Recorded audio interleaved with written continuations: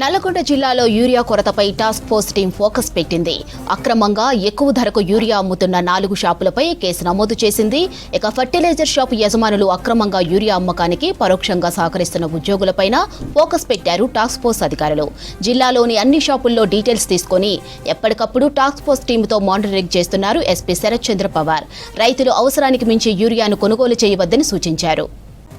రైట్గా ఇదే అంశంపై మరిన్ని డీటెయిల్స్ శేఖర్ అందిస్తారు. చెప్పండి శేఖర్, యూరియా అక్రమ రవాణా పోలీసుల చర్యలేంటి? మాధురి, ఉమ్మడి నల్గొండ జిల్లా వ్యాప్తంగా యూరియా కోసం రైతులు యూరియా ఇచ్చే పాయింట్స్ వద్ద బారులు తీరుతున్నారు, తీవ్ర ఇబ్బందులు ఎదుర్కొంటే మరోవైపు స్టేట్ లో ఎక్కువ ధరకు అమ్ముతున్నారు కొంతమంది కేటుగాళ్లు. వాళ్ళ మీద ఫోకస్ చేసిర్రు టాస్క్ ఫోర్స్. నల్గొండ జిల్లాలో టాస్క్ ఫోర్స్ పోలీసులు వాళ్ళపై ఎవరైతే అక్రమంగా ఎక్కువ ధరకు యూరియాను అమ్ముతున్నారో వాళ్ళ మీద ఫోకస్ చేశారు. ఇప్పటికే 4 షాపుల యజమానులపై కేసు నమోదు చేశారు.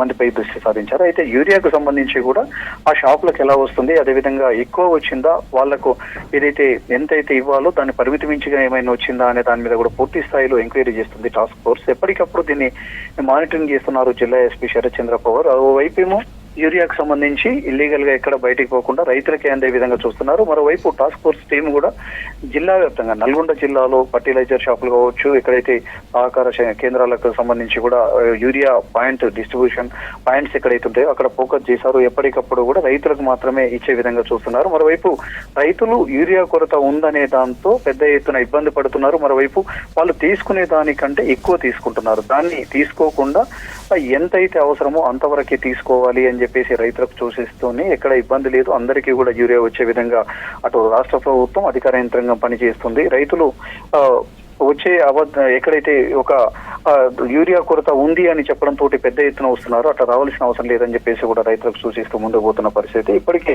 అటు తెల్లవారుజామున ఈ రోజు అనుమూలకు సంబంధించి ఒక ఫర్టిలైజర్ షాప్ లో అర్ధరాత్రి యూరియాని అమ్ముతుండగా పట్టుకున్నారు. మరోవైపు గుర్రంపూడికి సంబంధించి కూడా అక్కడ ఒక ఫర్టిలైజర్ షాపు, మరో ఫర్టిలైజర్ షాపు గుర్రంపూడికి సంబంధించి మొత్తం కూడా 4 ఫర్టిలైజర్ షాపులలో ఇప్పటి వరకు యజమానులను అదుపులోకి తీసుకొని ఎంక్వైరీ చేస్తున్నారు. మరోవైపు ఈ ఫర్టిలైజర్ షాపులకు సంబంధించి కావచ్చు, అక్రమంగా యూరియా అమ్ముతున్న వారికి కొంత పరోక్షంగా కూడా అధికారులు సపోర్ట్ చేస్తున్నారు. ఆ అధికారులు ఎవరున్నారనే దాని మీద కూడా పూర్తి స్థాయిలో టాస్క్ ఫోర్స్ టీం ఆరా తీస్తున్నది. మరోవైపు నల్గొండ జిల్లా కేంద్రంలోని దేవరకొండ రోడ్ లో ఫర్టిలైజర్ షాపులను తనిఖీ చేశారు జిల్లా ఎస్పీ శరత్ చంద్ర పవార్. అక్కడ స్టాక్ కావచ్చు, అదేవిధంగా రైతులకి ఇవ్వాల్సిన యూరియాని ఇస్తున్నారా లేదా అనే దాని మీద పూర్తి స్థాయి డీటెయిల్స్ తీసుకున్నారు.